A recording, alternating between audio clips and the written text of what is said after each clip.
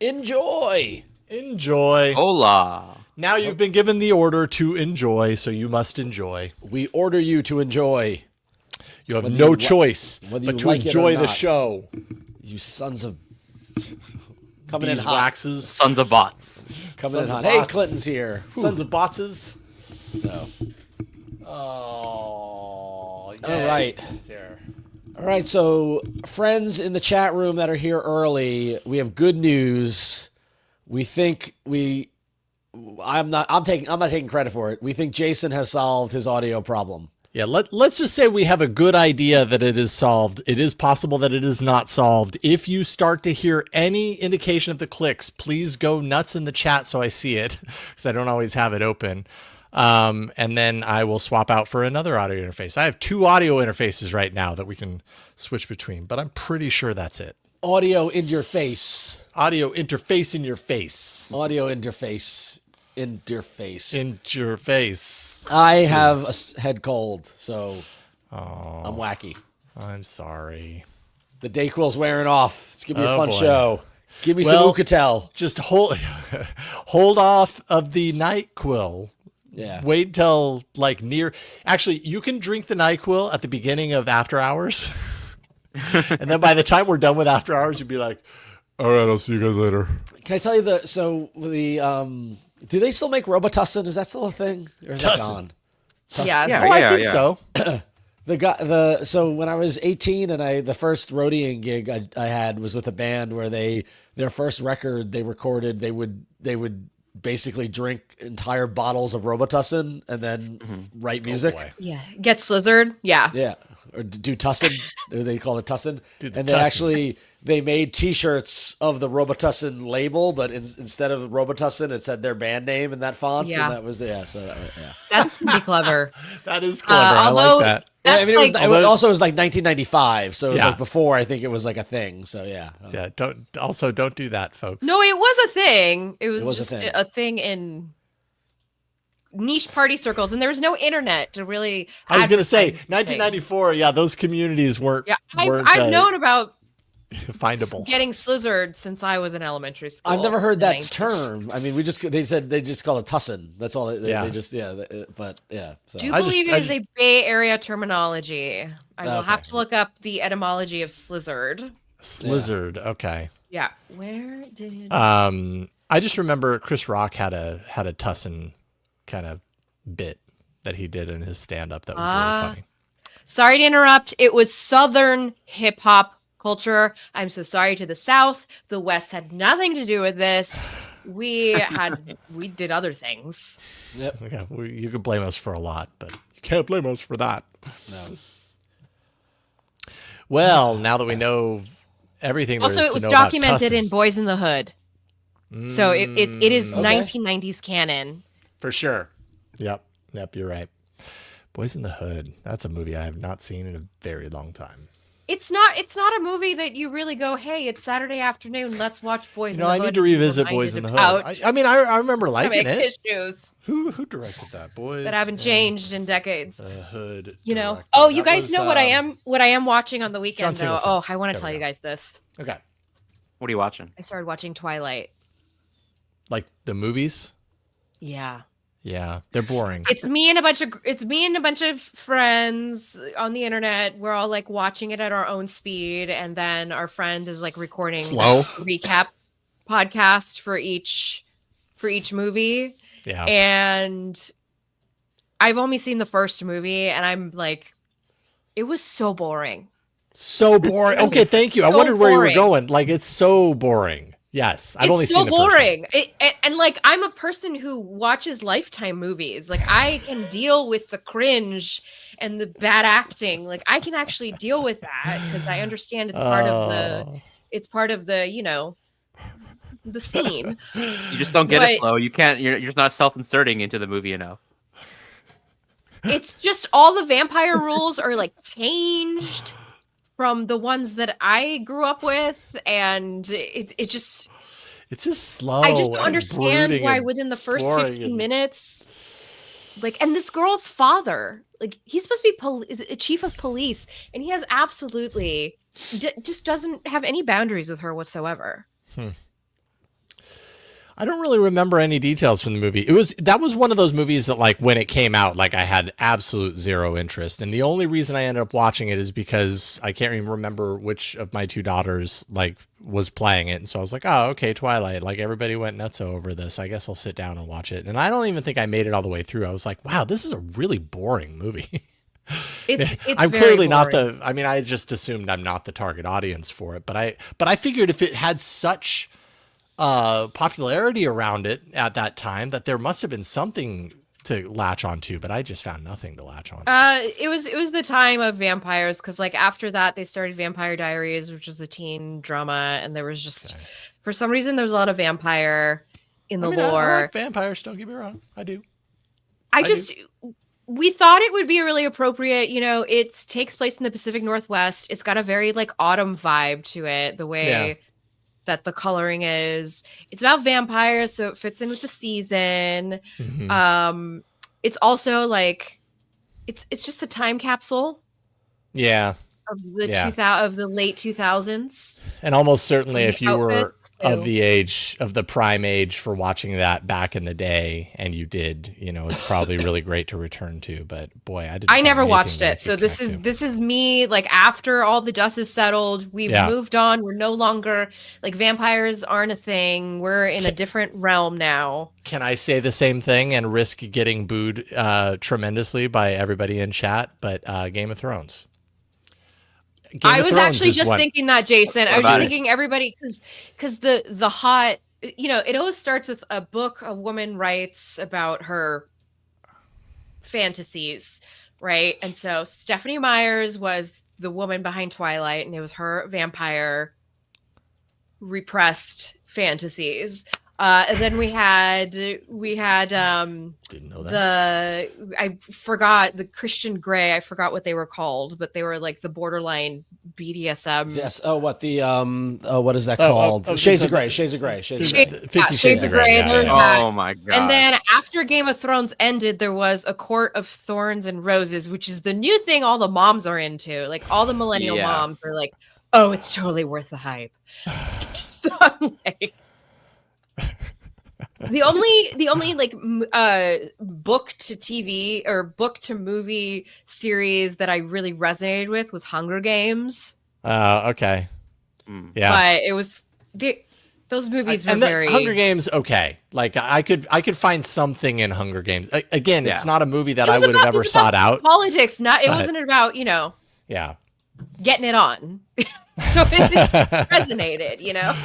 Hey, Cousin of Joss says, I've watched 11 whole minutes of Game of Thrones. Yeah, I've watched, I think, like 2 episodes. It's just one of those shows that, like, it's so daunting to consider getting invested in it because there's so many seasons. That's me. Oh, but Sopranos is so worth it. Sopranos is worth it. And Game of Thrones is not. Sopranos isn't book to media. Like, we were talking book to media. Sopranos is unique. Like Jason, my like TV confession is Breaking Bad. I've never watched a minute of Breaking Bad. And it's so interesting you mentioned that, because we just started rewatching it because like our older daughter, she's really into chemistry, and so we're like, we could do a whole media show about a guy mixing meth.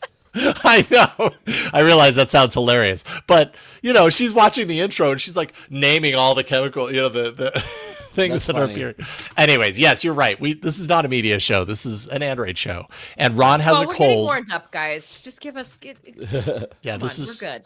We're starting the lawnmower, even though lawnmowers now you don't start like this. Andy and I do this before our show. We have to except it's me and him gossiping before we hit record. So I'm just like telling him all the gossip that I've accumulated over the span of a week. You've held on to. Oh, Pack and W. Yeah. That is such a good idea. Ron, you should do a movie or TV podcast. I really should. You should consider that. Yeah. How about that? Yeah. Funny. All right. Let's do this. Let's do a show. Let's kick off the show here. Jason, are you okay with doing the intros? Or? Yeah, of course. Okay. Yep. I could do that. I originally was going to, but I'm going to bail from that. Take a rest. Rest them vocal cords. Okay, so stand by. Standing by. Image thingy up. Hold on 1 second. All right, everybody. We're going to do a show now. So here we go.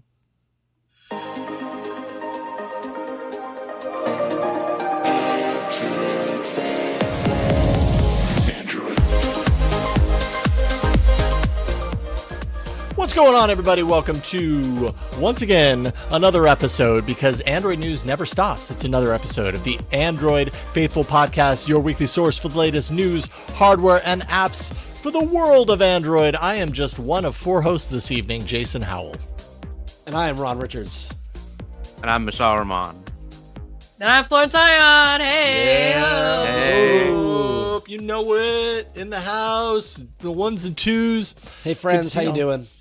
I'm doing okay. How are you doing, Ron? I'm doing all right. I got to let my kids. Finally, it took until the end of October for my kids to bring home a cold from school. And so That was nice of them to bring it home. They've been working on it all week. They waited news- 2 months. They Though. did. The good news is okay. that I sound much worse than I feel. Like I feel fine. Okay. Like Well, I was okay. I went to soccer practice earlier. I was running around on the field having a good time, but like my throat is and my nose is all Soccer dad. Oh, but when you're feeling like this, and then you go to the soccer field and you run around a bunch because you're like, Yeah. oh, I'll be fine. That's when you pay the prices. Exactly. So I hope you were okay. Exactly. Beyond this show. And I made the mistake of saying to one of the other parents at the I was like, oh, I've got to do a podcast later today. And they're like, oh, you do a podcast? And then I was like, oh, I got to do that. Here we go. They're listening right now. They just heard you tell the story about No, them I don't. from Thankfully, earlier they're today. not. So yeah, I can guarantee it. So, but yay! But actually, I do want to clarify something. Flo, Yeah. it is great to have you on the show. We recently got some feedback from a listener who was upset that you're not on the show more often. So generally, Flo, what is your schedule here on AF? We're aiming for 1 or 2 times a month. Is that what we're aiming One for?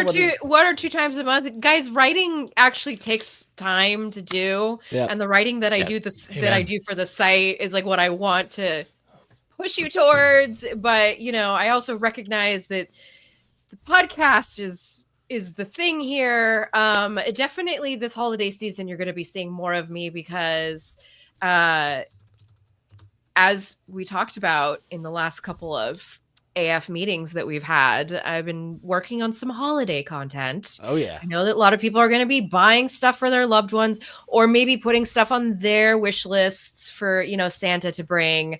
And like, I've got this giant pile of smartwatches that I've been like wearing all summer. And so I'm kind of finally piling all that together.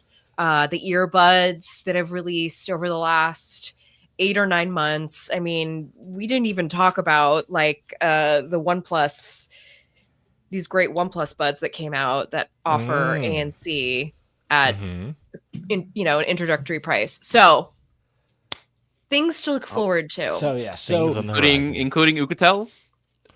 Ooh, Ooh, one would Do you have a hope. product to review there? I'm going back and forth with them right now. I'm not getting my hopes up yet, but we're going back and forth. crossing my fingers that Santa's going to bring me an Ucatel this Christmas. I really hope so. I will say, just peeling the curtain back a little bit, the person who reached out to me is definitely more about like getting YouTube creators to do videos about Ucatel. We're on Like, YouTube. just to be clear, like we really want to get it on our podcast. I know it's different, but I'm telling you, it'll be worth it. Ucatel, So, it's going to be totally worth it, my friend. come on, Totally. Ucatel. Also, in terms of a little tease, since we're teasing things, talking quirky hardware, I got my shipping notice on my my Unihertz Titan 2. Yeah, I with a saw QWERTY that, and I keyboard. was like, "What are you talking about, It's Ron? coming. What It's, did you I should pre-order?" have it.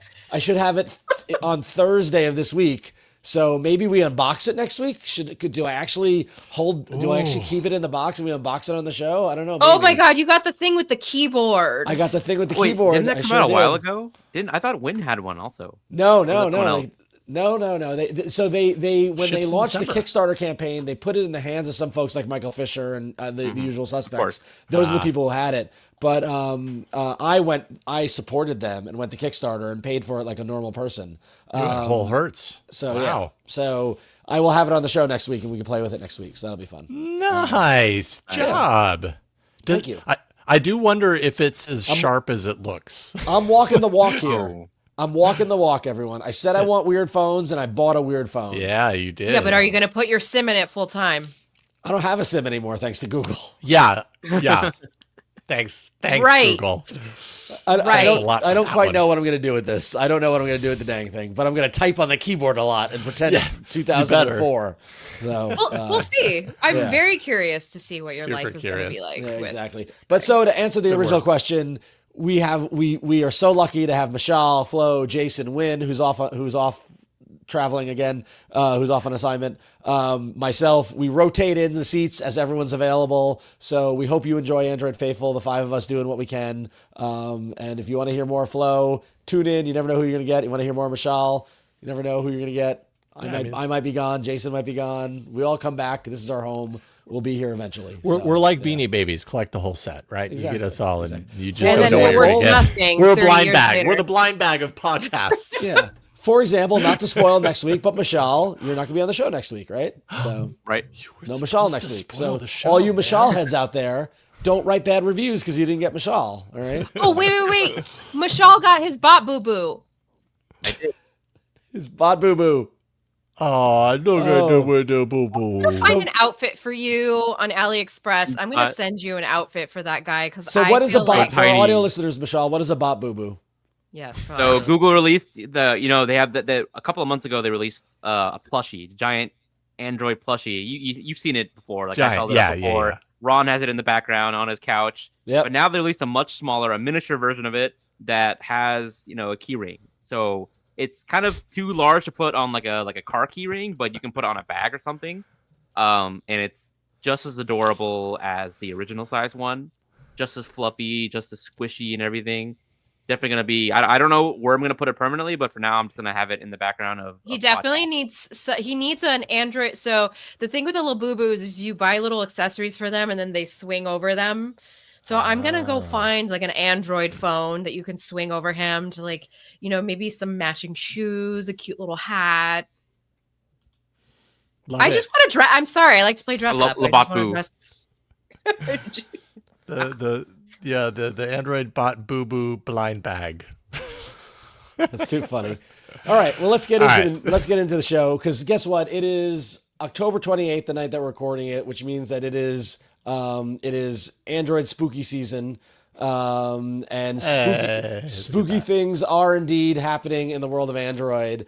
Is anyone going around Halloween? Like not just us, but anyone in the world going around as an Android bug droid? Somebody's got to be doing it, right? Oh I my thought God. about it. I need to make. I mean, I don't know. I don't think you can buy a costume like that. You got to make one. Dudes, everybody, it is October 28th. It is 4 days to Halloween. If you dress up like the Android bug droid, email us, contact@androidfaithful.com. Send us pictures. I will send you something right now. Ooh. You don't know what it's going to be, but I got stuff. This room is full of crap. I will send you something. If you needed incentive, Ron's got a bunch of crap in his room and he wants to send some of it to you. Never know. I've got stuff from Google I/O. I've got random stuff from I/O Samsung. merch, random Android merch. I've got boxes that say Lenovo. I don't even know what's in them. No. You could have it. I mean, who would ever turn that up? That's magic right there. I've got a one-armed glow-in-the-dark Android bug that his arm broke off. Collector's item. Yeah, there you go. So, No, the arm didn't break off. It was shipped that way. It's a special release of the arm is broken. Android Ron, box. actually, can you send me that? Because I was just talking before the show about like how I've been customizing droids. So this is my little like Halloween one that I need to actually finish a couple of it. And I have a Santa one too. What's a good character? You know what? Bruce Campbell from Evil Dead. Yes. Evil Dead 2? Bubba Hotep. Chainsaw. Yeah, The chainsaw. Ash, Evil Dead 2. And- Yeah, Army of Darkness. Thank you. Yes, you're welcome. Flo, I'll be happy to send you this glow-in-the-dark one-armed bug droid if you dress up like bug droid and send me a photo of it. Oh, see? So there you go. I'm not allowed. I have to go as you can email that to contact@androidfaithful.com, as can all of you in the audience. Send me your bug droid Halloween costume photos. I want to see them. So All right, let's get to actual news. The spookiness, the actual news, is the fact that Google Home, as we all know, about a month ago, the new Google Home rolled out to much excitement. In fact, we covered it in quite detail. We spoke with Anish Karakuran, the head of Google Home, talked a lot about it. Gemini came to Google Home. It's very exciting. The cameras, all this sort of stuff. And now it turns out that Google Home is hallucinating fictional identities. And this actually, I found out about this because our very own Florence Ion said, "Hey guys, this is happening to me." So Flo, before we get to Google's statement in response to this, why don't you tell us what happened to you when Google Home hallucinated a fictional identity in your house? Well, so it started, innocently enough, where it was just saying, it was basically thinking that, my daughter's babysitter was me. That was a little strange. And then it called my husband me, which again, I thought, we've just got these rollout jitters. We're just getting all this stuff down, right? Because for a while, it wasn't even identifying anybody in the house. It was just saying a person. And by the way, I'm talking specifically about the home summaries. But then the other day, my husband was checking the home app, and this came directly from the Nest camera feed, but it purported that there was somebody sitting on the couch at 10:30 at night. There was actually nobody there. And so I've got a screenshot. So yeah, that I've shared. so for audio 10:30. listeners, it's a screenshot from a Google Home app that says a person is sitting on the couch, and There's nobody on we're the looking at the couch. photo, and there's nobody on the couch. There's nobody at the couch. So and this freaks me out because I've got a little bit of like fear of ghosts, Right. So Well, now I'm so- really thinking to myself, like, what are we hallucinating? Is there a metaphysical element to this that Google didn't tell us about? Yeah, it's concerning. Well, so according to the article that we're referencing here from Android Authority, other users reported that their cameras were describing specific fictional people. So, Flo, in your instance, they said someone is sitting on the couch. In some of these examples, they said one summary said that, quote unquote, Michael was seen taking out the trash. So they named their person Michael. Another one said they labeled, in this instance, a man lives by himself, and the Google Home called him Sarah. So that's interesting. Hi, Sarah. And so it's really kind of concerning. And so in response to Michael and Sarah and Flo's unnamed specter that's sitting on her couch, Google did release this statement saying that Gemini for Home, including AI descriptions, Home Brief, and Ask Home, is in early access so users can try these new features and continue giving us feedback as we work to perfect the experience. As part of this, we are investing heavily in improving accurate identification. This includes incorporating user-provided corrections to generate more accurate AI descriptions. Since all Gemini for Home features rely on our underlying familiar faces identification, improving this accuracy also means improving the quality of familiar faces. This is an active area of investment, and we expect these features to keep improving over time. So they don't really acknowledge that they're getting it wrong, but they acknowledge that it's going to improve. They acknowledge that all AI basically gets things wrong, and we're just doing what AI does. It's not perfect. I mean, look at the way Gemini sometimes hallucinates when you're talking to it. Yeah. Like, Now, I will say familiar faces, at least for me, like Google Photos, has been pretty spot on and accurate spot for on. many Yeah. years. And it's Yeah. not 100%. I've definitely that run has into not been my false positives. experience with the Nest cameras. Well, I wonder, are they different? Like what is going on in Google Photos versus Nest cameras? I mean, they're Yes. similar, but they probably No, it's operate different. differently. You are, because the Nest stuff is done on device. So like that's why whatever, I'm very curious where it hallucinated or made up the names of those people. Like, was there a person named Michael who visited in the past and then Michael Myers. Yeah. Is it trolling us because of Halloween? Okay. That's what Google should have leaned into. You just didn't I understand agree. the joke. We're just trolling you guys, actually. We're playing three-dimensional chess. Watch out for right Freddy Krueger. now. Yeah, Freddy over there. Okay. I I haven't got my update yet, so I can't say, or at least I haven't noticed it. Honestly, I don't even use the thing anymore. mean, I'm you so brought up far a good point earlier that like familiar faces in Google Photos in particular seems to be really, really good. Yeah. But like, is it the same exact? Like, is it using the same database to generate the No. familiar faces in Nest? Because I wonder if they can kind of link those two. So it's like, say, I That would be have all these crazy. people I've labeled familiar in Google Photos.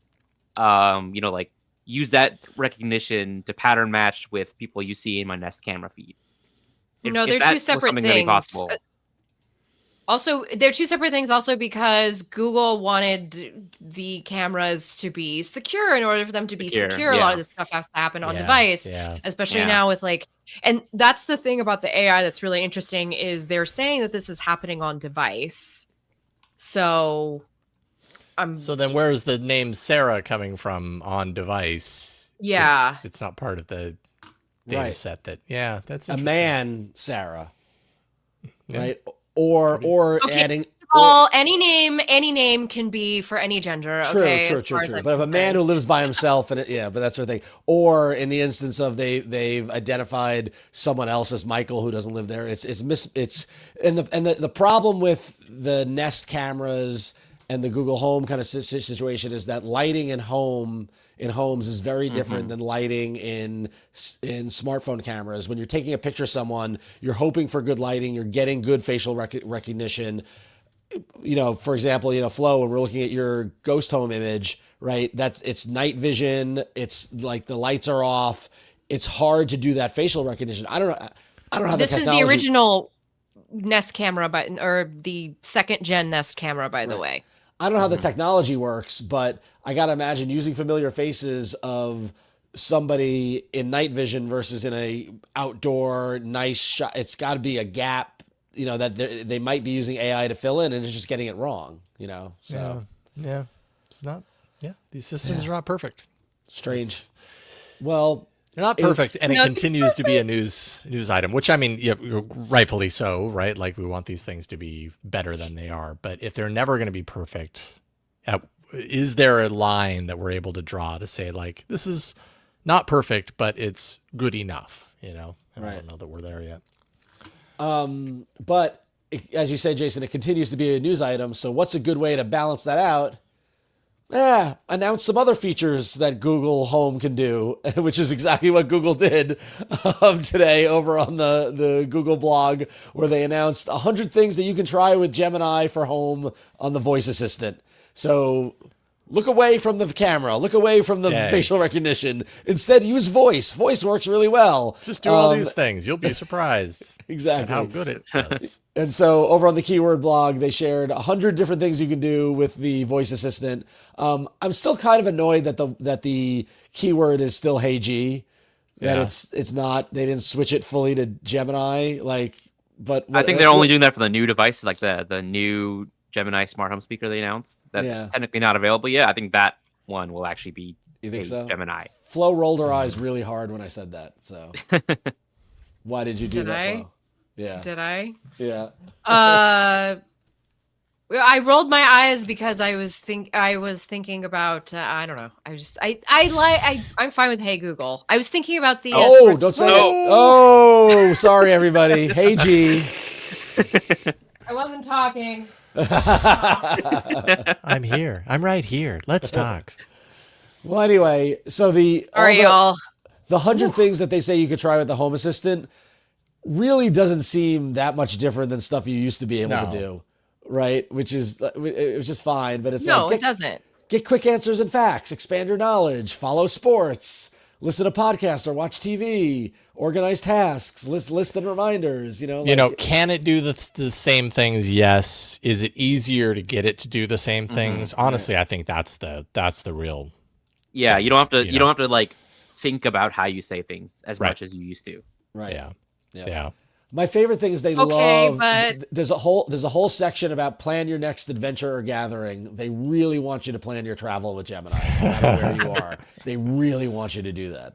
Flo. I just want to say that smart home controls and I'm in the preview, like everything, all that is going on. I'm actively testing this stuff. Some of the smart home commands are still not working like they did back in the day. And I realize that I'm going to have to go I talk about this every time. I got to do so much maintenance. Yep. Device names and stuff like that. Oh yeah. I don't like that. Yep. That is frustrating.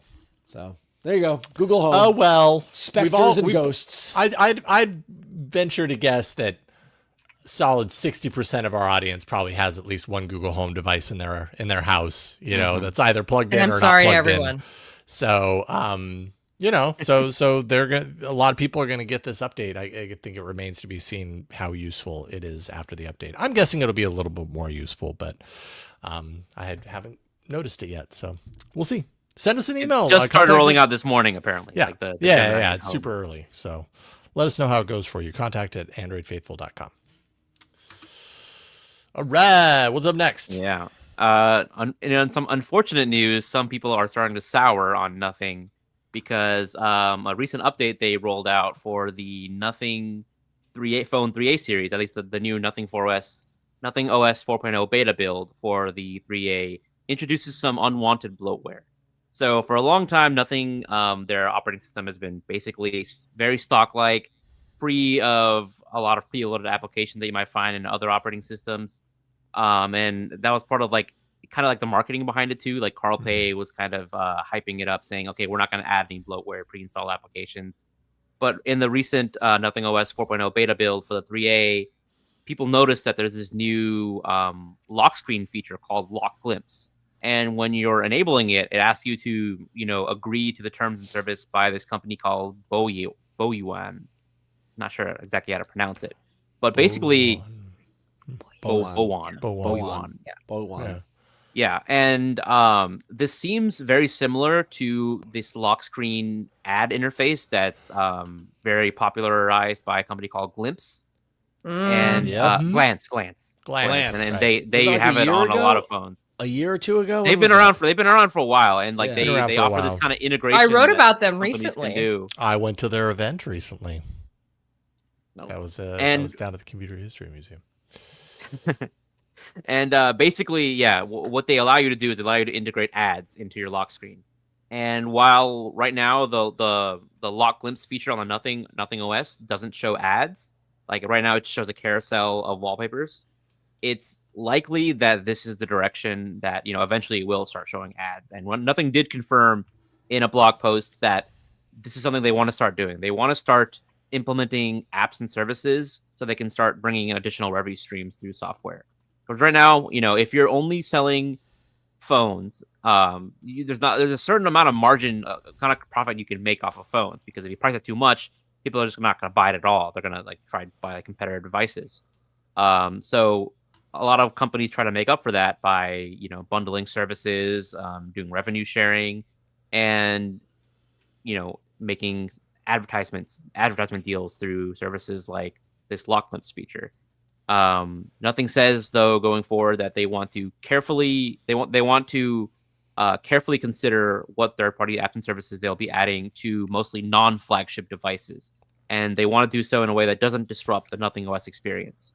So they could preload applications, so like Instagram in the future, or they could be rolling out features like this Lock Glimpse thing, to more and more devices. So, it's, if you've been hoping that Nothing will always be completely bloat free, then this is disappointing news because things are changing. Nothing feels like they need another revenue stream. So this is the direction they're going right now with Nothing OS. Nothing got to get its bag. This is the sellout conversation. This is always the been here before. Mm-hmm. Yeah, they feel like there's a revenue stream. They need to make money. They want to stay alive.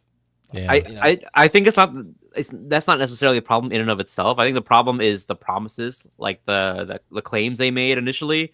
I think the reason it blew up so much is because people were screenshotting Carl Pei's tweets saying no bloatware, we won't have bloatware, no Instagram, we don't want bloat. Yeah. When you have those things that people can dig up and contrast with what you're doing now, then it just you have egg on your face. Yep. Yeah. We're also so used to seeing that exact scenario from so much in the world of tech now. It's kind of like when it happens, I'm less and less surprised, even from a company like Nothing. It's how many times have we heard someone in a new tech startup like, we're different, we don't do these things, blah, blah, blah. And eventually they get big enough, they get more beholden to their shareholders or whatever the pressures are, where they go back on that. And it's a big deal when it happens. And then people either move on or, forgive and forget, or they just, never buy from the brand again. So Yeah, I think people probably just move on from this. I don't think it's going to make a huge Yeah, dent in totally. their sales or anything. And they know that. You Yeah. know? There's a small vocal minority that's going to be like, well, I'm never buying them again. And they very well might not. But for the wide majority, it's not going to really change much. As much as I don't like bloatware. I mean, you know, I don't like apps that I need to uninstall. Just give us the opportunity to uninstall them. As long as it's not baked in and you can't remove it, I'm less annoyed, you know. Mm-hmm. Yeah. And It's not going to make speaking them of a things, #1 seller. oh yeah, you know what would make them a better seller of their devices is if they had built-in Qi 2 wireless magnetic charging support.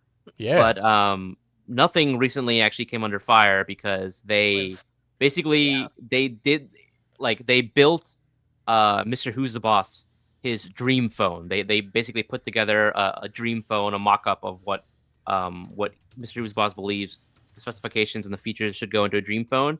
And as part of that, like in his video, they basically claimed that the reason that a lot of Android phones right now don't have Qi 2 wireless charging support is because companies would have to pay basically about $10 million to develop a compatible magnetic system that works in the same way that Apple's MagSafe works. So in order to actually have the exact alignment system that Apple does for its iPhones. And that claim kind of like spread around the internet because, you know, we as industry outsiders, right? We're not the people who make phones or anything like that. Like we don't know the ins and outs of actually what goes into developing smartphone hardware. Whereas a company like Nothing, who does make their own hardware, they would have more insight. So people were kind of taking this claim as like, okay, here is possibly the reason why more phones aren't getting Qi 2 magnetic charging support. And we talked about this last week. It was the Patron Pick story last week, right? Yeah. Yep. But in response to his video, YouTuber TechAlter reached out to the Wireless Power Consortium, who is the industry body that is actually behind the Qi 2 standard. And they basically gave them a statement that says, quote, if Nothing was a WPC member, they would have access to the specs and favorable licensing terms under RAND, which is basically like under reasonable licensing terms. And then continuing the quote, knowing that Google, HMD, Samsung, parentheses, plus others soon already are using the magnets in phones or covers suggests that Nothing may not understand the situation. So basically the WPC in their statement is claiming that Nothing doesn't really have the full picture, that they are operating off of incomplete information. Although the statement, I would say, doesn't exactly refute the fact that there would be costs associated with supporting MagSafe in addition to just Qi 2. But like, if you are a WPC member, if you're a member of this consortium, presumably you would be able to get access to the technology at a fairly reasonable cost. We don't know what that cost is because they're not going to disclose that to the public, but presumably it would be cheaper to get the licensing needed to make a MagSafe compatible wireless charging system if you are in the WPC, which Nothing is not. There it is. Yeah. So, mystery solved. Again, Maybe. it's like it's Maybe, really maybe. hurting their business. Yeah. Oh man, drama around Qi 2. Who would have thought? Who would have thunk it? I don't know.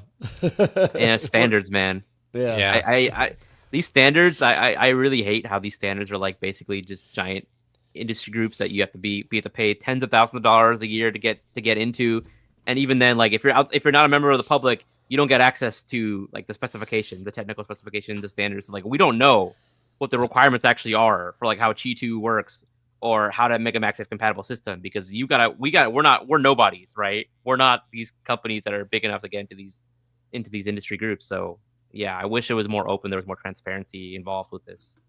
Yeah. All right. Well, I can't think of a good transition from Qi 2 to Fitbit. So, Flo, balls in your court, sister. Yeah, listen. On the topic of things rolling out this week from Google, so one thing that is coming out very slowly rolling out in a public preview is Fitbit's personal health coach. So that's finally debuting after months after it was announced, but it's only in public preview, and most of what was promised is not actually available quite yet. In fact, if you sign on to this, you are basically signing on to help Google make the product, or at least that's kind of how it was built. It's missing things like mental health tracking, body temperature tracking, stress management tracking, heart rate zone analysis, social sharing features, third-party data integration, all things that you would want AI to really do from the get-go. And it's understandable, this is a really nascent feature. They are just getting this thing started, but it doesn't even consider any of the conversations you've had with Gemini already. If you've already been like, I've been talking to Gemini about getting back into like a swimming fitness routine, and I've been talking to it about how to get conditioned for hiking, and it's been giving me these workouts and things. But apparently that's a different sort of thing from what's going on with the personal health coach. The personal health coach is more about taking in all the stats that you are getting in from your Fitbit device and then using the AI to basically aggregate for you a plan or to, deliver. I'm assuming it's going to deliver, help inspire you to go for that run that day. Maybe you're not feeling it. It wants you to go to the chatbot and say, hey, I'm not feeling like running today. Help me. Give you some robot encouragement. Yeah, that's how it was explained. I mean, I took the briefing to kind of see, like, I got access to all the screenshots, but screenshots are just what it looks like, what the company wants it to look like. They're all very nicely coiffed screenshots, right? Curated, the real test will be how this works in person. And so I'm going to enter the public preview. I'm going to try it out. I already kind of have in my mind the prompt that I'm going to put in, because when you set it up, you basically say, hey, Fitbit, these are my goals. Like, this is what I want to do. And so I've been thinking organically, what is it that I want to try and use this for? And, Google said, hey, give it like 2 to 3 months before you really review it. So not something that will be tested overnight. Yeah. Got a ways to go. How I like the idea. Program, and then I'll let you guys know what it was that I was thinking about. How long until they kill Fitbit? I don't want to out myself quite yet. Do you think? What, Ron? How long until they kill Fitbit? They're not going to kill it, Ron, because it's still like they bought it for the brand, just like how they bought Nest. And what happened there? But Nest is still around. The cameras are they're Nest cameras. That's the name of the smart home arm of what Google does. Yeah, the Pixel is the consumer gadgetry of what Google does. Right, Android is the mobile operating system of what Google does. Like, that's what all these brands are. Right, but I feel like the latest Google Home announcement really diminished the Nest brand pretty hardcore. Right. In a way. Well, it didn't. It just introduced Gemini into it. It just said, okay, Nest is getting Gemini. Like, Gemini's the AI. It's not. Yeah, it's no longer the Nest. It's for a while. It's not been the Nest ecosystem. It's been the Google Home ecosystem and Nest devices. Right. Yeah. So Nest is just relegated to device. Same thing with Fitbit too. Basically, Fitbit is just the devices and the app. The wearables. Yeah. Wearables. Yeah. And that's why it's on the Pixel, because the Pixel is a wearable, and Fitbit naturally would be the health. Like, it all, It sort of makes sense. Kind of makes sense. Yeah. Yeah. But it's also kind of like, but why wouldn't they unify? Anyway, that's a whole other. I mean, what would they call it then? Like, what would they call this app instead of Fitbit? Google. I don't know. It's not like Google Fit ever became a thing. I feel like I'm the only person in the world still using Google Fit. I have years of data in Google Fit, but anyway, whatever. I could have sworn that there was something a while ago. I don't know where I heard this, but for some reason it's swirling in my mind. But Google as a brand is actually not very strong beyond the search engine. And I think that's why they kind of stuck to like, let's give these things that are brand names. Whereas like Apple is a brand name that stands out on its own. So just having that at the front of the name will immediately do the deed. Whereas Google, you're still thinking, oh, the thing I use to like search the web. Mm-hmm. Yeah, that's a good point. I buy that. That makes sense. Yeah. So, all right. I got nothing else on Fitbit. I'm just curious when it was going to die. I got nothing else on Fitbit either. I mean, I Do you think it's wanna just drop in- overall a good idea, just because. you know, Yeah. I don't know how many of you know all the little doodads, all the little metrics that go into that are collected by our watch nowadays. Like obviously the basic stuff, you do understand what blood oxygen level saturation is, heartbeat, heart rate, and things like that. But like, there's a lot of things now your Galaxy Watch, for example, can collect that like I don't know what that means. So having something that can like true. parse together and put together a report, I put feel it- is could be potentially That's, pretty that's a good point, Mishaal. Yeah. Samsung loves to be the first to say, like, we did this first, but they never give you really context for how to use that information. I'm going to be really curious to see, because I had a lot of questions for Google around, like, how's the AI going to talk to me? You know, is it going to give me the same kind of grace that I'm expected to, like, have with myself, you know? Because it's going to be AI. It's a chatbot that you use, but it's a chatbot directly related to all of the health data that you've been aggregating. So how does that all work holistically? Could be very useful. Good questions. Yeah, we'll see. All right. I'll try it out. Anything else on Google Flow? Well, there is a little bit here. So actually, this was in our, this is probably just an important thing to mention, which is that apparently there's a little bug on the Pixel devices that just a little bug. Not that kind of bug, Jason. But there's a little bug that kind of disables the safety feature, the emergency safety feature.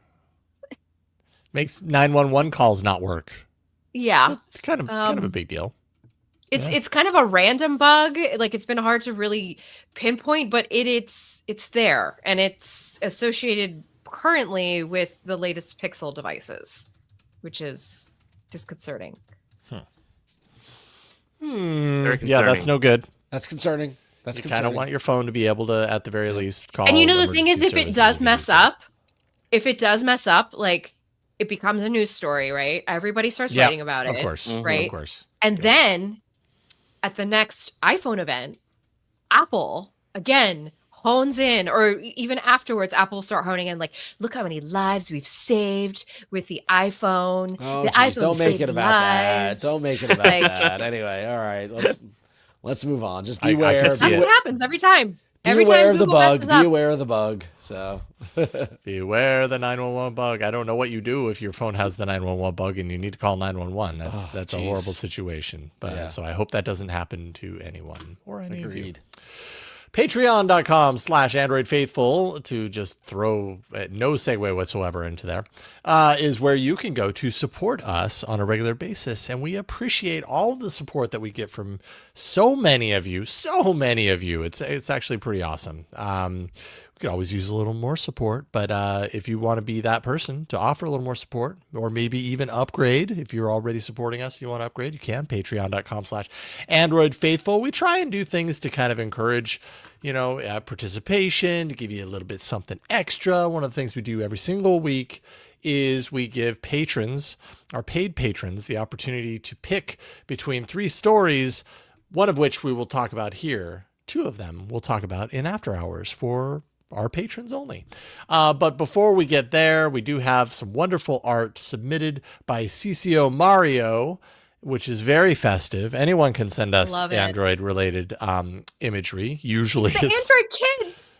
Yeah, it's the bug droid in the bug droid igloo, but not in the cold, with little bug droid kids trick-or-treating.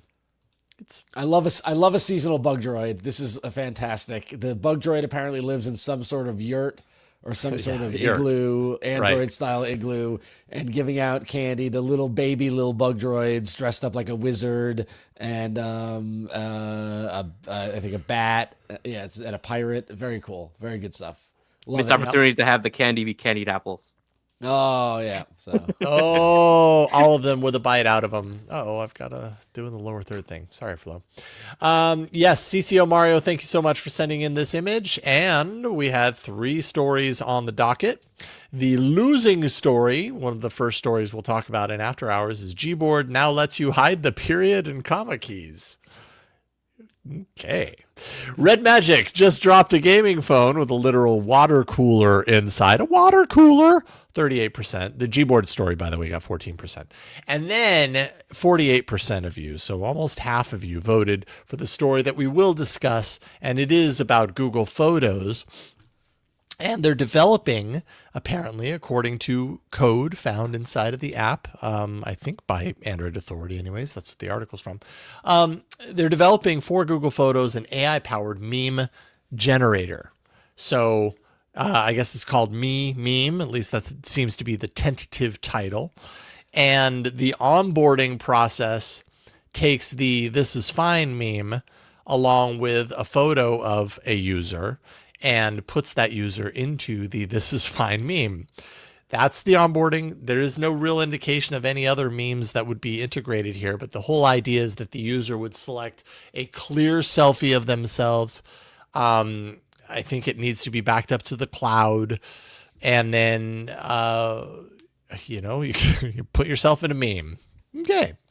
There you go. I don't know what to say about this. It's kind of silly. I mean, they make a lot of this stuff to try and get you to like share, right? Interact. Yeah, that's true. And that everything is burning around me. Meme is the most used, and I feel like I bet somebody internally was like, "Oh, with the way things are going, you know what? We should let everybody put themselves surrounded by fire because that's how it feels right now, you know." And so there you go. We got this nano banana thing.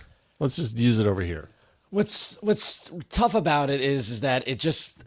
I mean, and this is a more of a society kind of commentary, but the memification of our society and it was funny because I was hanging out with one of the employees at my company who's a under 25, and he was commenting about how in our Slack he was surprised and delighted to see how much conversation happens through memes. Because we use GIFs and things like that to react to things, and thought it was so cool, and because we're all old and blah blah blah. And I was just like, all right, whatever, dude. But I realized that and it's one thing to use like a GIF from because I speak in like movie and TV show quotes to like execute, kind of feeling. But like to take my Google Photos and turn them into a meme, I feel like advances that in a direction I'm not particularly comfortable with.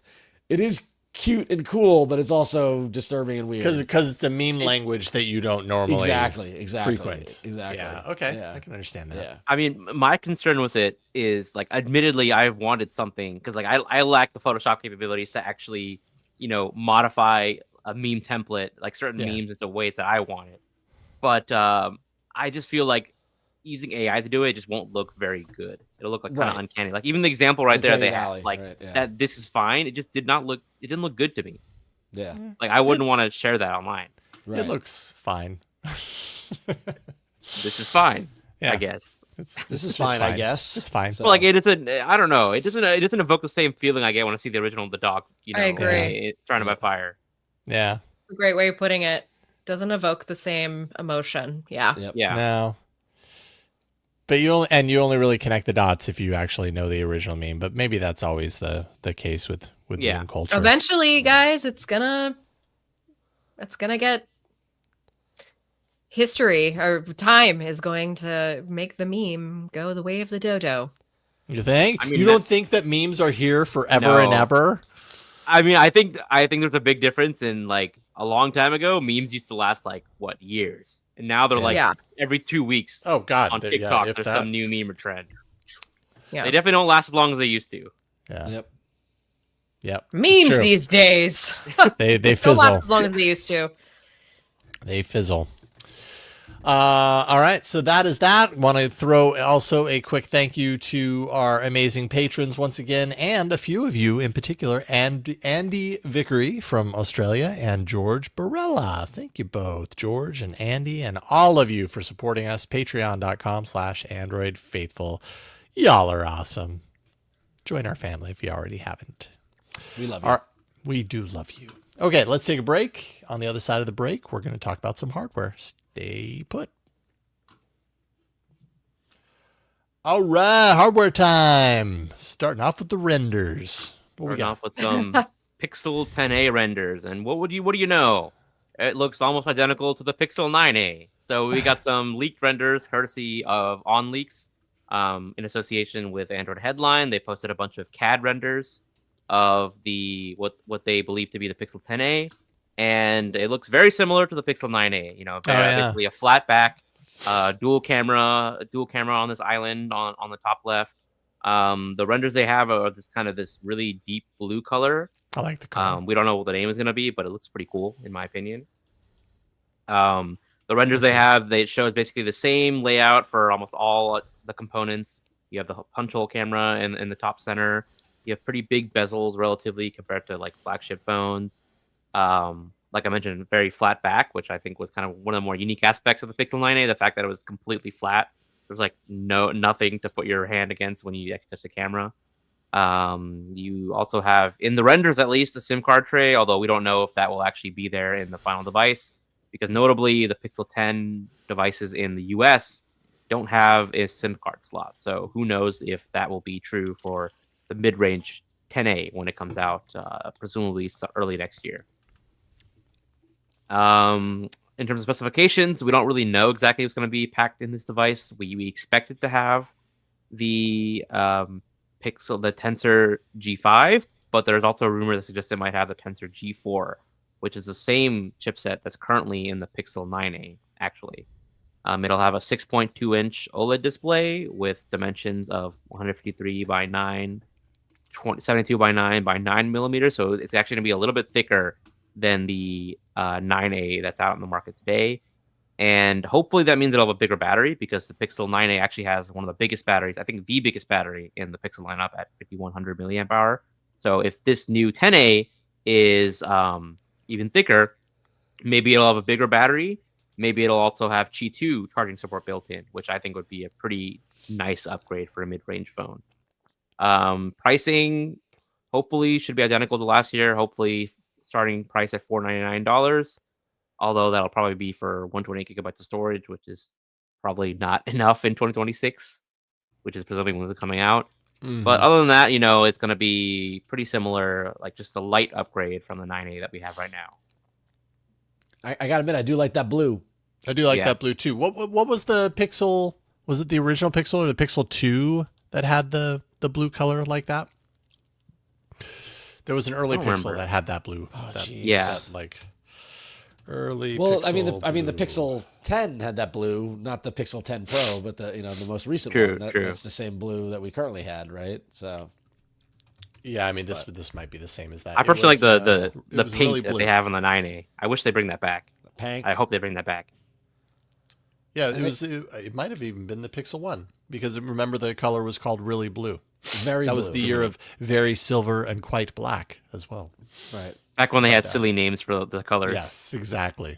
Yeah, it was the original Pixel. Had the limited edition Really Blue. Yes, and it's very, very similar to that blue. I love that color. I think it's great. Very catching. Yeah. Like it a lot. Very cool. Sorry, I'm getting allergic. Got some dust mites in the corner of this podcast area. Or you're catching my cold from 3,000 miles away. Please don't. No, I can't afford to catch a cold. Which I'm sure you can't either. So I get it. Who can afford a cold in this economy? Oh my goodness, so true. My son was nose was running. I said, "Here, take a tissue," and he said, "Tissue? I don't even know you." Ah, good. And I was like, "Wow, all right, kid." Way to go. Love it. Good work. Also, knowing him, yep, his personality is coming through, and I love it. Yes, it's coming along nicely. So. That's awesome. No, it also is coming along nicely. The OnePlus 15. Okay, there we go. Now we got our transition. Yep. Yes, OnePlus officially unveiled the OnePlus 15. Also, the Ace 6, which is launching in China first. Global release expected later in November. So sometime in November is kind of what we're going off of here. When we're talking about the OnePlus 15, you can see definitely, if you're watching the video version anyways, you can see it. Definitely a design shift. A 6.78-inch display on the front, FHD+, 165 hertz. That's pretty rad. So super high refresh rate display with symmetrical bezels.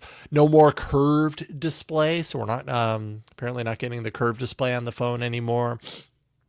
If you like high-powered processors on the inside, OnePlus usually delivers on their premium devices. And here they've got the Snapdragon 8 Elite Gen 5. Would this be the first one with that processor, if that's the case? Not the first device, but if it launches in North America in November, North as you mentioned, America. it would probably be the first device in North America with There the you go. Snapdragon 8 Elite Gen 5. Okay. Because All right. technically the Xiaomi 17 series is already launched with the chip. Okay. Yeah, I had a feeling there was probably something else, but maybe not in the US. So thank you for Yeah. clarifying. 7,300 milliamp hour battery. So talking a lot of battery. Big boy. And Big yet, chunker. yeah, but I mean, when you look at the device, like not super chunky phone, it doesn't look like that anyways. So almost certainly spread out. Very dense batteries. Yes, right. 120 watt wired charging support, 50 watt wireless charging support. So, from a battery capacity and then also a charging speed perspective, Yep. pretty solid phone. Camera wise, you're not going to find the Hasselblad labeling here because it's not on this phone apparently. Switching to Oppo's Lumo imaging. 350 megapixel lenses on the back, the main, the 3.5x zoom, and the ultra wide. And then it comes in 3 colors: absolute black, misty purple. This is probably the black. This would be sand dune. So it's not quite white. It looks like it's kind of got a little kind of brownish quality to it. But like a very light brown quality. And then this one, which is really pretty, this is the misty purple.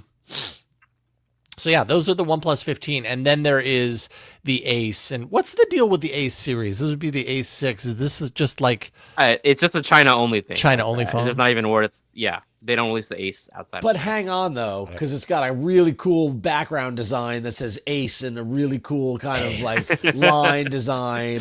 And why are they limiting it to just China? Why can't I have a really cool Ace phone? Why can't you have the Ace? Yeah. I think Ace is like their exclusively gaming-focused, gaming-centric smartphone. Okay. It's like the ROG phone. A little less gamer than the ROG phone, which is like hardcore gaming. It's not as extreme as ROG. Not It's as just like extreme. it's more casual gamer. Okay, Yeah. gotcha. Yeah. Like it's not a true gaming phone unless it has RGB on the back, Right. Yeah. Yeah, Nice. they really, they wasted an opportunity to run tiny little LEDs, Yeah. in between They those blew little it. lines. They blew it. 6.83 inch, 165 hertz display, a little bit larger than the OnePlus phone. Snapdragon 8 Elite, dual rear cameras, 7,800 milliamp hour battery, so even larger battery. Yeah. 120 watts wired, no wireless charging. Yeah. Yeah. And then, yes, that's right. One more thing, but not What directly. now? This is more rumor land, though.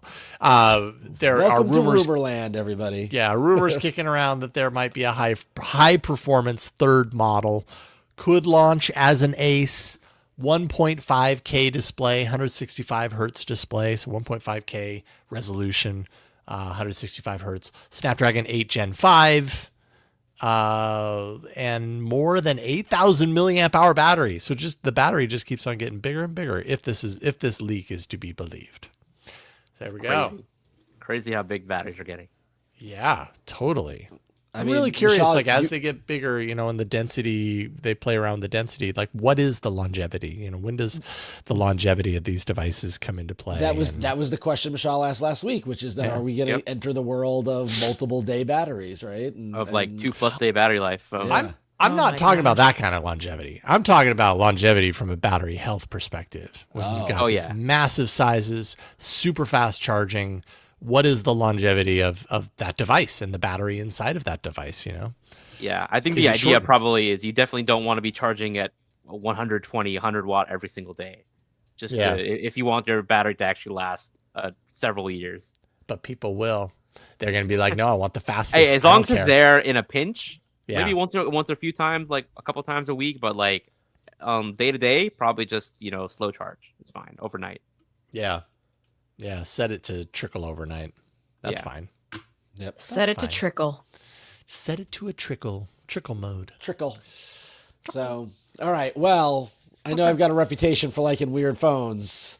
Yes. Oh, I'm so happy you put this in here. I was like, oh, this is definitely a Ron submission. I couldn't ignore it. Couldn't ignore it. And I know that doesn't really apply to all of us here in the U.S. The majority of our listeners and viewers are U.S. based. We have some folks here in Europe and stuff like that. But when you tell me that there's a phone that the backing is denim, Oh, God.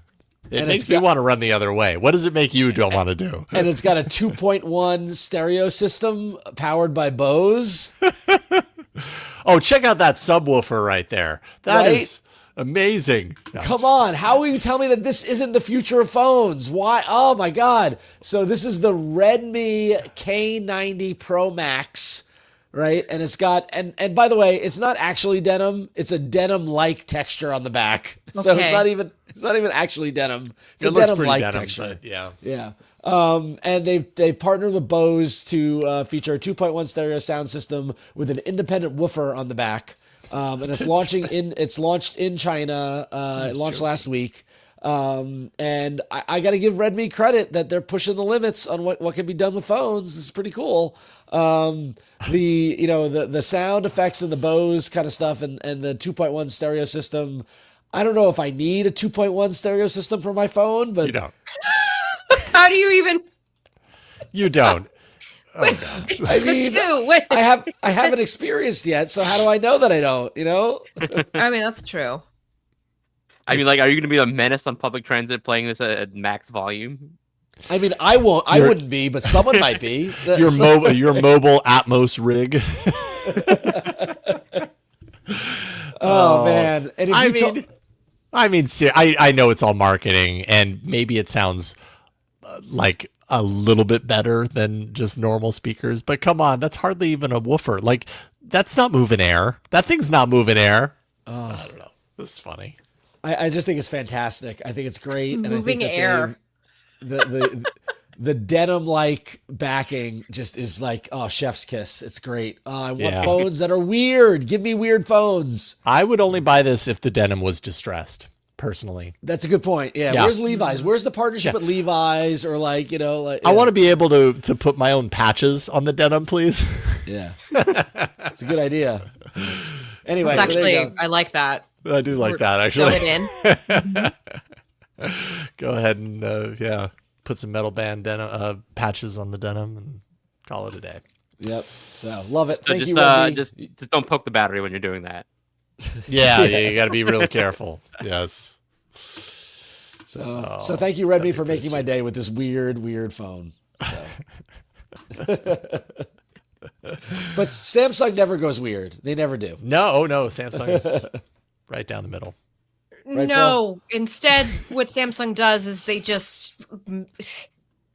change things around constantly and confuse people, and then, which causes me to just glaze over any headline having to do with anything because I'm just like, oh, great, here we go again.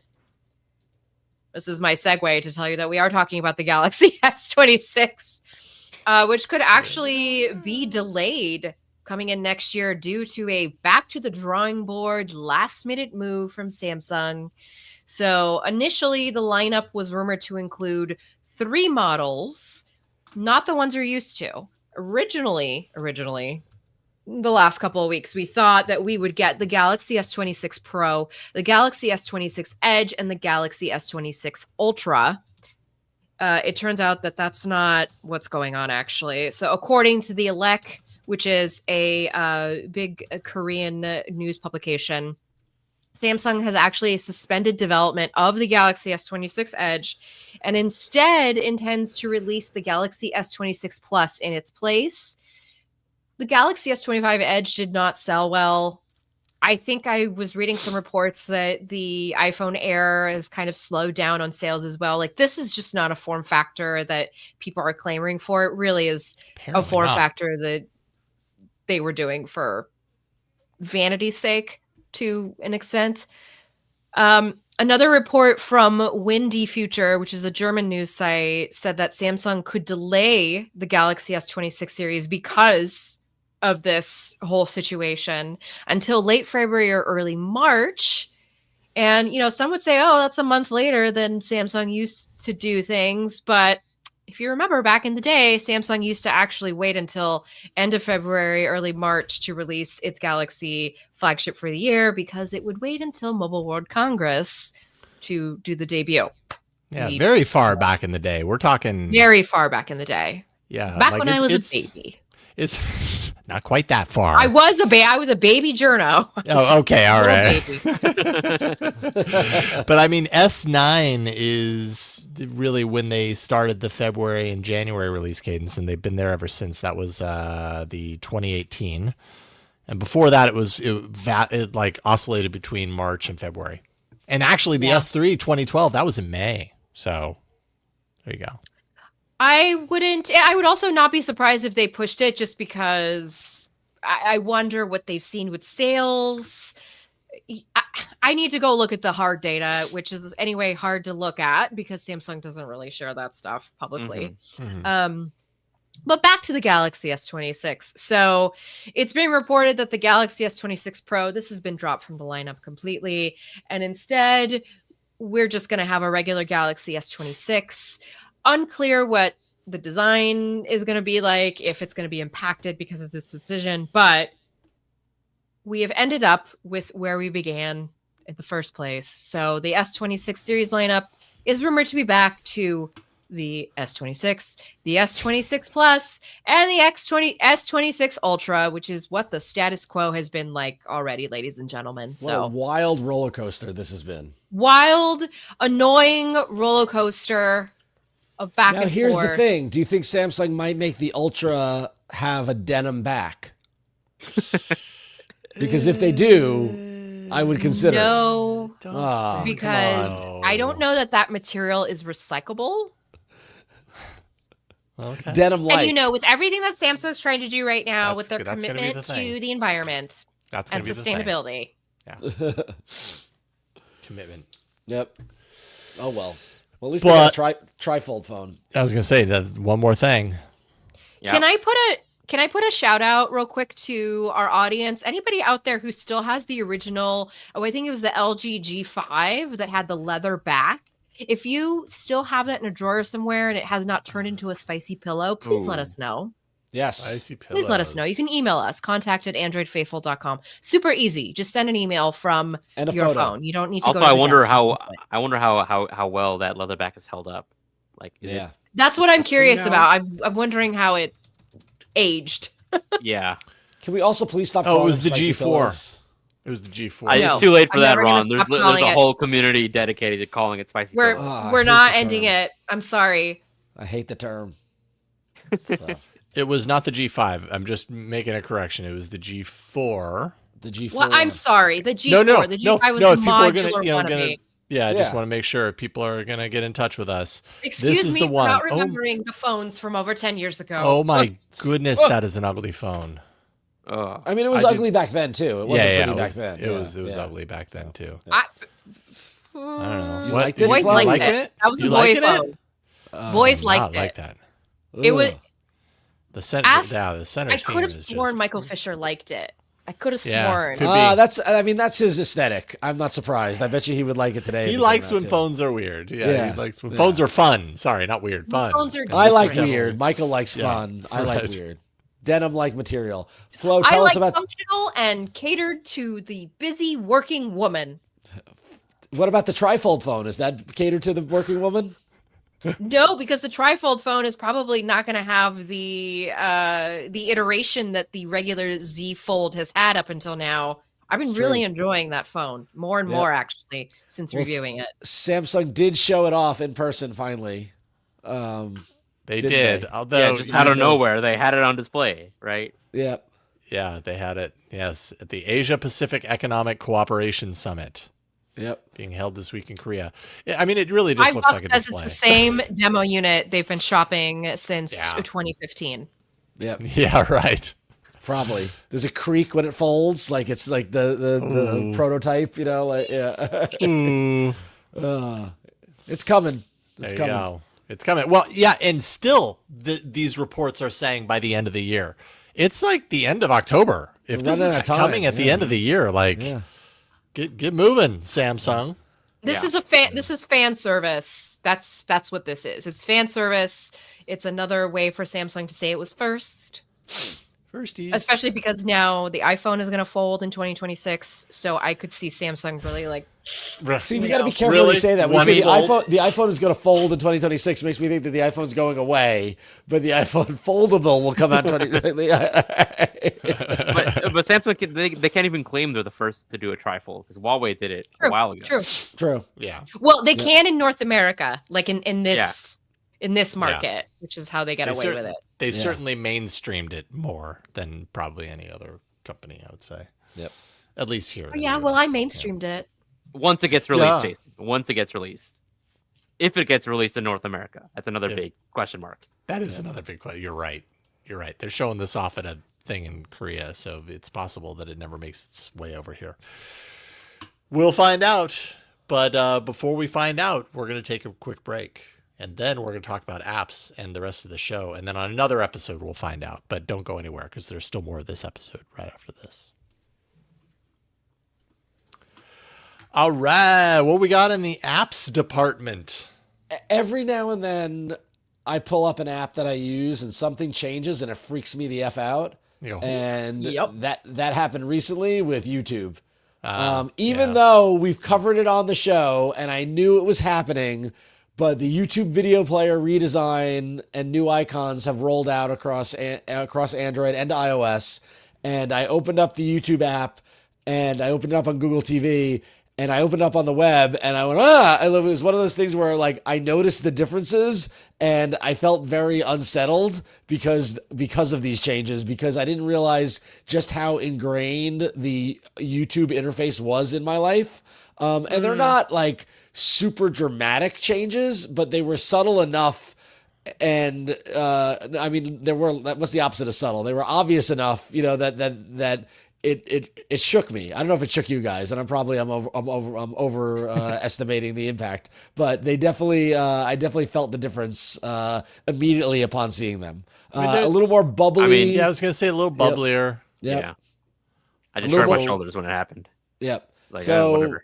If you're a big YouTube user, it's a little more modern now. The old YouTube continues to die away, but yes, they've changed. So I got shook. I mean, you've changed.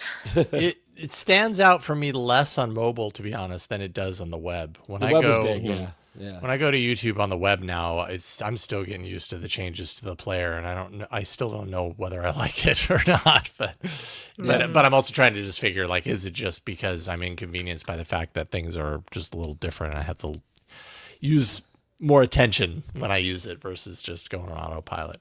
Right. These changes don't bug me that much, though. Yeah. It just, so there you go. A little more modern, I guess. Yeah. I like it. Yeah. I don't mind it. But anytime a major app used by millions and billions of people changes, I think it's worth noting. So For sure. And I mean, there's been a lot of complaints about YouTube redesign. I think, like I said, less so on the mobile side that I've seen, way more about the desktop redesign. Even though it seems, actually, now that I'm looking at the app version, that their goal was to kind of unify the looks between the two. For whatever reason, on mobile, I don't know, it's less glaring to me than it is on desktop. Anywho. Screen is smaller.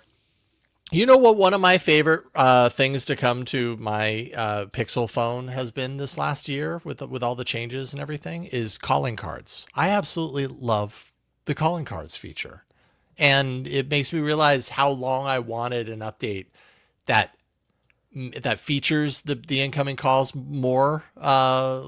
It's almost like having the larger photos of the people coming through makes me more inclined to be like, oh, I'm going to talk to this person versus the tiny little avatar that suddenly appears, above the.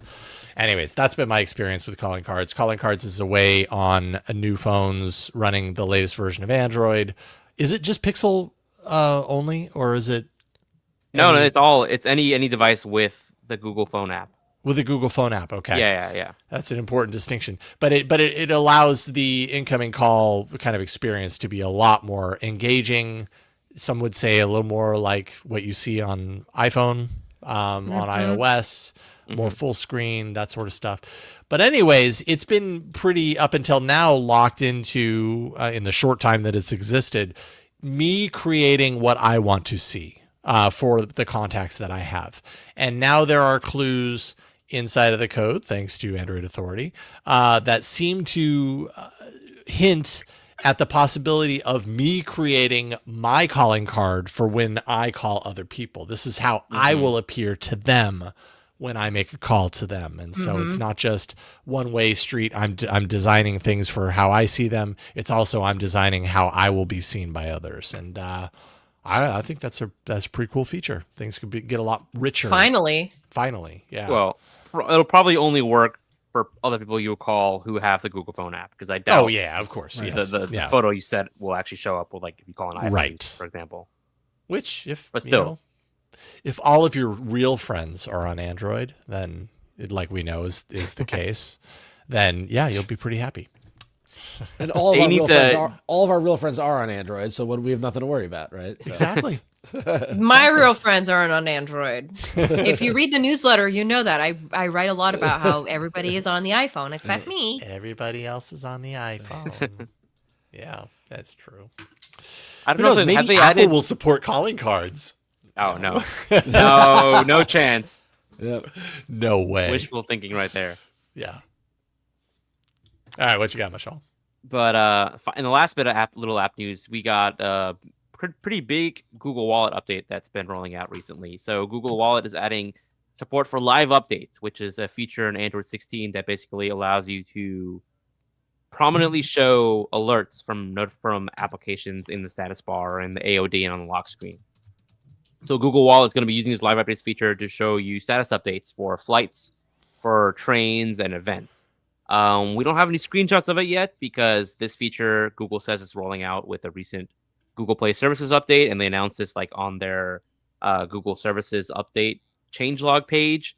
But like, there's no blog post, there's no tweet or anything like that. It kind of shows what this feature looks like, so we can only use our imagination. Like, presumably, you'll get this notification at the top, like near your hole punch camera that shows you, okay, X minute until boarding, or Y minute until your event starts, or something like that. And then you can tap that and it'll show you more information in a notification using that progress style template that Google introduced in Android 16. That kind of shows you it shows you like a progress bar with segments and things like that. Presumably we'll get something like that for notifications involving, as I mentioned, flights, trains, and events. But beyond that, we don't really know what else. We don't know what it's going to look like. Live updates. Bring it on. Live updates. Live updates is like the new hotness. It's like the new. Everybody's getting. I wish I could say it's the new hotness, but there are barely any apps supported right now. Right. True. Yeah. But they're doing their best to implement it on the apps that they control. Google, they being Google, right? Like, yeah. They're gonna walk the walk here. So yeah. Yep. Very good. Very nice. Yep. All right. That's it for app news, huh? Wrap it up for apps. And then we got one email that's a little long. Flo, we ask you to share it with us, but it's in response to an email that came in 2 episodes ago from episode 119. It's a follow-up to that. Okay. All right. Here we go. A follow-up. So, updating you on my decision on where to go after my Pixel 6a.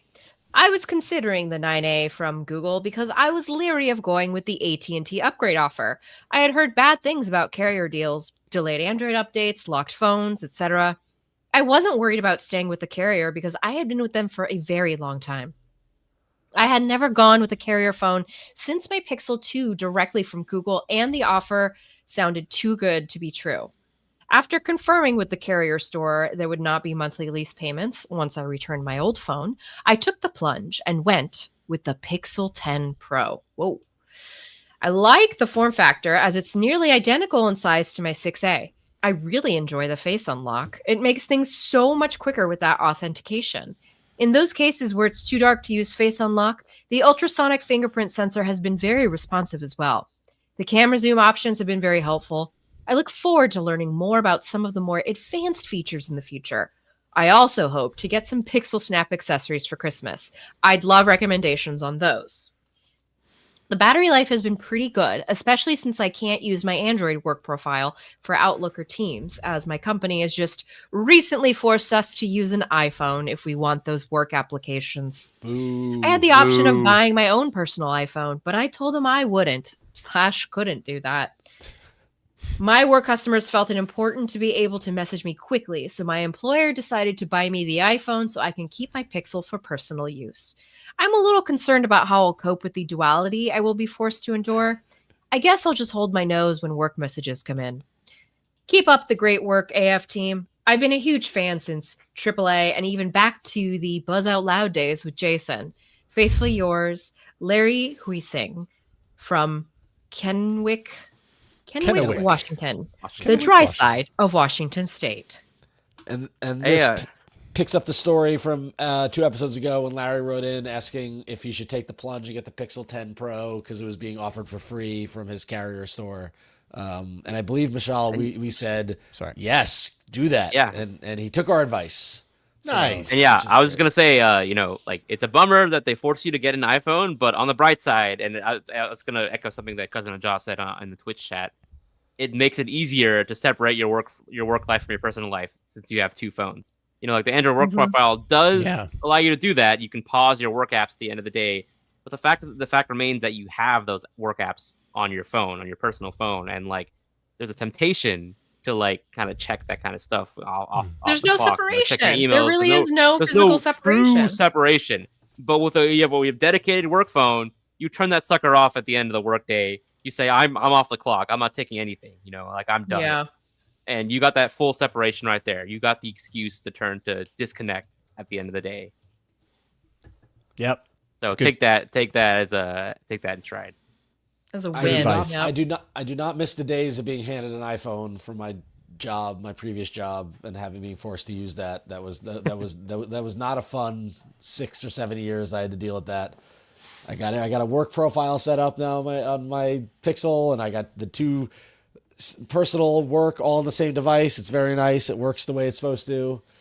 It's nice when your employer gives you the flexibility to manage your device the way you want to. It's pretty good. It is So, nice. yeah. It is nice. But thank you, Larry, for following up and giving us the end of the story. We often don't hear people write in for advice, and we don't often hear what they went with. So it's nice to get the story concluded, as it were. So I will say on my And- Pixel 10 Pro, I have not felt like the battery life has been as good as I would hope for.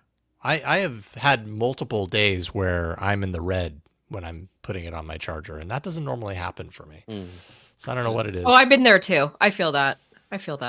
Speaking of the Pixel Snap accessories, I stopped using the Pixel Snap puck Charger? and stand because I have to unplug it and replug it in order to start charging. Have either anybody experienced that? Wait a minute, what? What do That- you mean? That shouldn't happen. Right? Yeah. Very weird. So I'm using the charger with the plug, with the whole thing. I set it up at my nightstand. That was my thing. I snapped it to the phone. I snapped the phone to the base. I went to sleep. The next day, woke up, took the phone. The next night, I put it in. It stuck to it magnetically, but wouldn't start charging. Yeah. I looked at it. That's been happening I did it to again. me, but I thought that it was because I was using knockoff cases, like I'm using MagSafe cases. I'm on Google's case. Yep. But you're doing that with Google's. That's Yep. And so then I unplugged unplugged it from the wall, plugged it back in, snapped it on, started charging. And I did that for about 2 or 3 days. And I went, this is silly. And I went back to my old wireless stand, and now I'm using that. Again. Wah, wah, wah. Wah, wah. So in theory, that's Pixel weird. Snap is good. Yeah.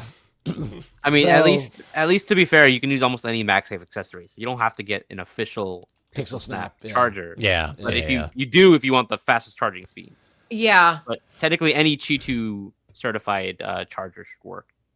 But I had my cheap AliExpress one was not, for whatever reason, the magnet, the way it's on there, was not allowing the pass through.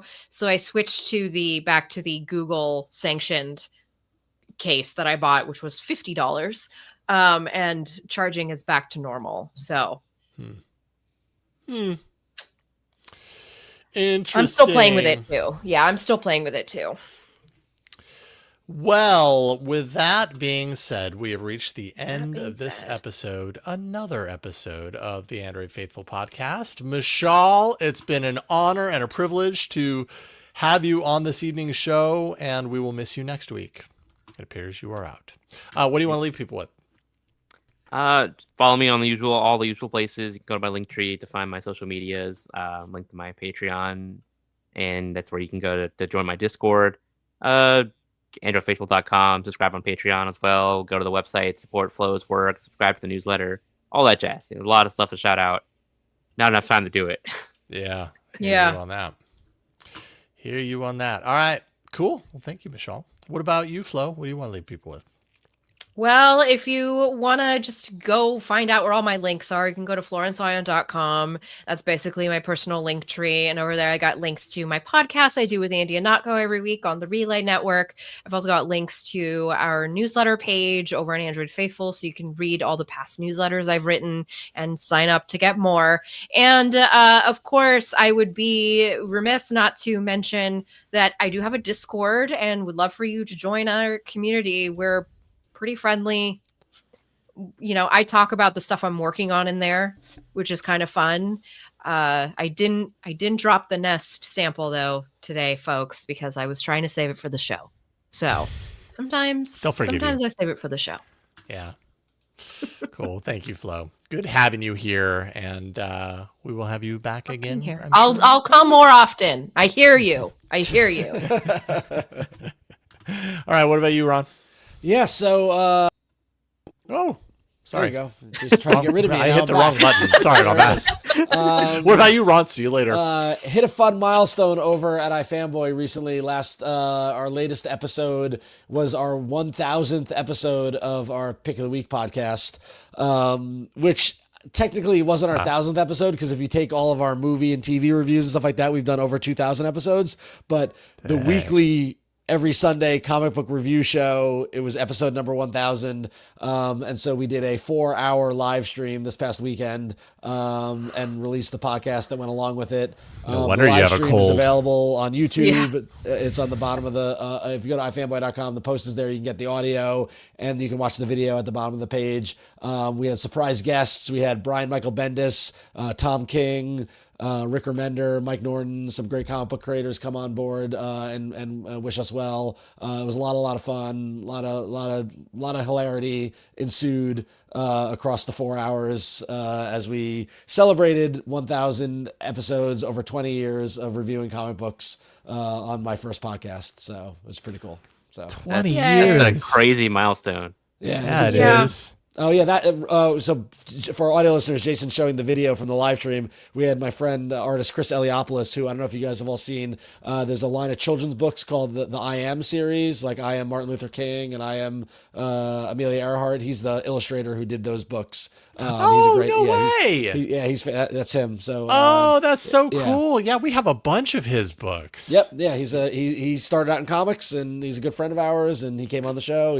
Wow, it was great. Yep, He found a good niche to And tap at the into. at the end of the Those books are show, great. if you skip ahead to the very end of the stream, Brian Michael Bendis was on. He created Miles Morales from the Spider-Verse movies and stuff like that. And he's an amazing comic book writer and been with awesome. us since the beginning. And yeah, it was great. It was dream come true for a comic book fan. So it was great to do 1,000 yeah, episodes. and 20 years. That's an incredible milestone. It's been a long time, Congratulations. so That's pretty awesome. You was in my- earned your cold. I was in my 20s when we started that show, and I did not have gray hair. And so. Wow, that's so cool. Well, congratulations on that. Thank you. So go check that out at ifanboy.com. So. Yeah, there you go. There you go. I don't know how you follow up that amazing accomplishment. Go to my Right. link tree. Oh, you've got a link tree. You're copying Mishaal. Look at that. Come on. linktree.com/Jason Howell or linkter.ee/Jason Howell. Both of them work, by the way. Go there. Lots of links, lots of things. That's about all you need to know. Thank you, everybody, once and not for all, because we'll be back next week with more episodes of the Android Faithful podcast. But we love you and appreciate you and would love to see you again next week. So join us. Find us on AndroidFaithful.com. You can find our Patreon at patreon.com/AndroidFaithful. You can subscribe in all of your pocket casts and your Spotify's and your Apple Podcasts of choice. And, just find us. We're there. And thank you for watching and listening. We'll see you next time on Android Faithful. Bye, everybody.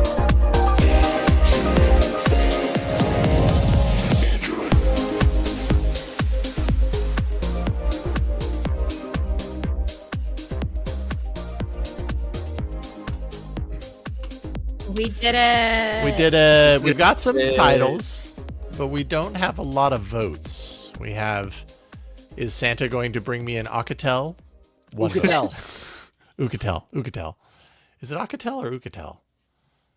I We'll find out once We've been saying Ucatel. Ucatel. Yeah, Ucatel. Okay. Mishaal's Bot Boo Boo. The Bot Boo Boo blind bag. Nest ghost in the couch. Oof. That's kind of spooky. From nothing to bloatware. Halloween candy for baby bug droids. This is fine. Set it to trickle mode. In the house, the ones and twos. That was the not hippest way to read that. In the house, the ones and twos. The one-armed bug droid, thank you for your service. Nest's ghost on the couch. Move in air. Don't poke the battery. And YouTube's changing. I would like to clarify, according to AI overview, Damn it. it's pronounced ook, O-O-K, and then the I as in kit, and then tell Uka. as in the word tell. Ucatel. So, Ucatel. Ucatel. Yeah. Ucatel. I like that Halloween candy is trending toward the top. Halloween candy for baby bug droids, just because it's very cute. And we covered so much stuff on this episode. I don't know what Yeah. we would want to. We got a Hone baby in bug on. droid right here. Oh, look at the baby bug droid. I mean, Baby bug we could leverage the Google Home and the ghost on the couch. We change from Nest Ghost on the couch to Google Home Ghost on the couch. Yeah, make it a Halloween themed episode Yeah. title. So Google Home ghost on the couch. Yeah. Google Home. Google Home Ghost on the couch. Yeah. Google Home ghost Child is yelling. I hope you can't on hear the that. couch. All right. Done. Cool. We can't change it. It's etched in stone. There's no going Great. back. Great. All there is to it. Cool. All right. Well, as most of you know, at least those of you who are patrons certainly know this, we have to now turn off the stream and record our after hours. And Yes. those of you who are patrons of a certain tier, you will get it. It's like another half episode is what it's turned into. It is. It's a ton of fun. So, if you like this show, you'll get more if you're a For patron. patrons. We teased it last week with a preview of it. That's right. Yeah. You got to tease.